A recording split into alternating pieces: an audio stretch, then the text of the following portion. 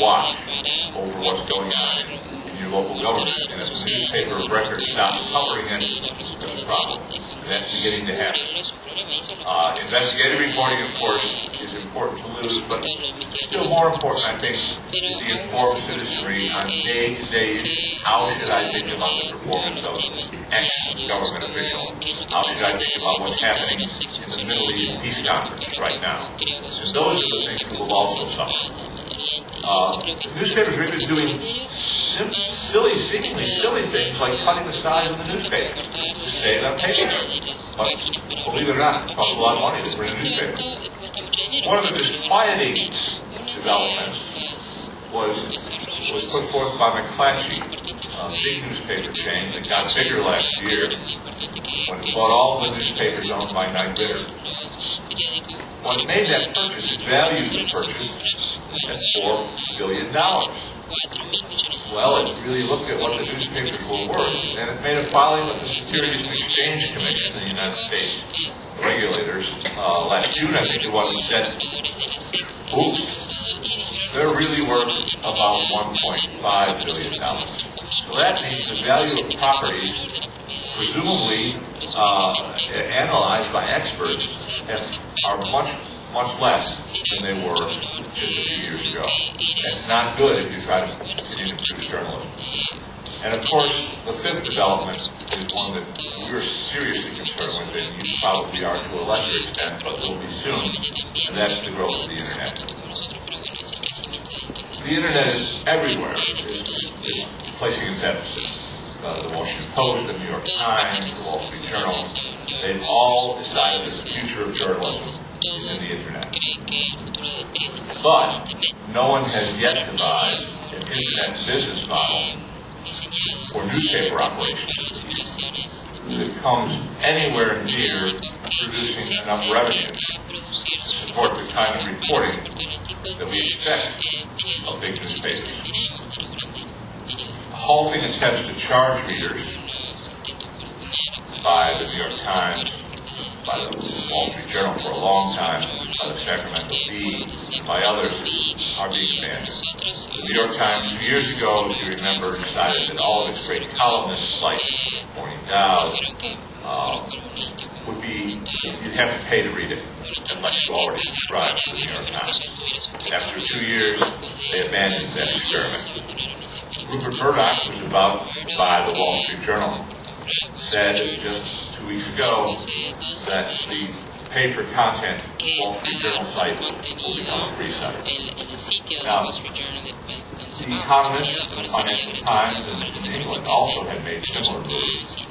And it seems that the only thing you can sell on the web, people have just become so used to free content on the web, the only things you can sell on the web are live sports, pornography.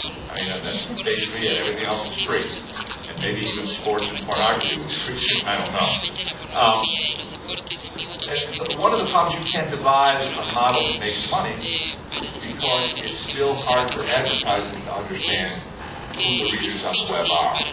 Especially now, when increasing numbers of readers aren't getting there on the website, but they're getting there through Yahoo, or through Google, or through other sites that refer you.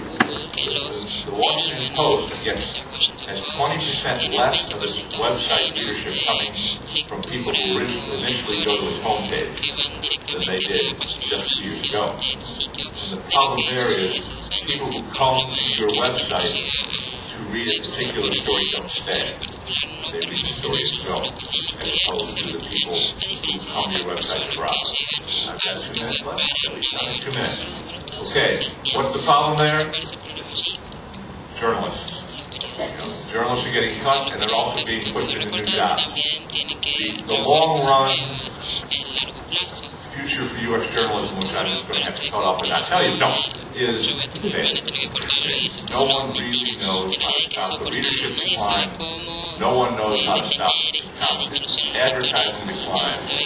No one knows yet, at least, how to make an internet website that makes enough money to replace the income that's being lost as readers and advertisers flee.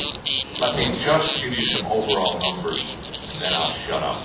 This comes from the 3 months ended in June, which is the latest for which I can find reliable data. Okay? This is for newspapers as a whole. Let me add one thing. Small newspapers, which have less competition than their big newspaper counterparts, newspapers with less than 50,000 circulation, are doing a little better than papers like the Washington Post, the New York Times, the Philadelphia Inquirer. But these numbers are for the entire newspaper industry in the 3 months ended June 30th of this year. Ad revenues, which had been declining, fell another 8.6%. Online, web advertising is actually up 19.3%, but still it wasn't enough to offset the sharp 10% decline in the print advertising. So overall ad revenues were down 8.6%. Why the web is not the answer so far. Classified advertising, which I think a famous British magnate described as rivers of gold, and now he said, or Beaverbrook, I believe, who said this, and he said now they're drying up. Classified advertising was down 16.4% from the year before. Real estate advertising down 20.7%. Auto ads down 19.3%. Help wanted down 18.5%. If American journalism is going to continue on in the way it's been doing so far, in the way I think it's been doing basically okay despite flaws, it's going to need to get a business model that works, and it doesn't have one right now. I have, by the way, a longish, extremely longish prepared statement. I feel like I'm testifying before Congress. And if anybody wants it, you're more than welcome to send me an email. I'll be happy to send that again. It's about 11 pages long. The one thing I will say is, Argentine journalism,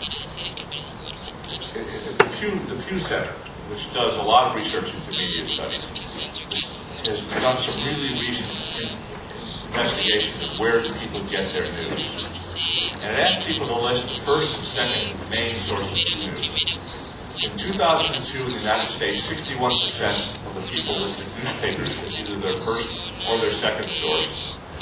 And today it's 47%. The Internet reversed itself.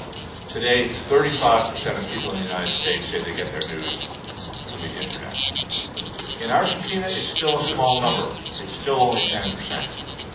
So it's possible that Argentine journalists can learn from what happened in the United States, perhaps learn from mistakes that newspaper publishers there have made, perhaps slow the drain of readers to the Internet, keeping the newspapers, who are still the source of the most important reporting in the country, strong.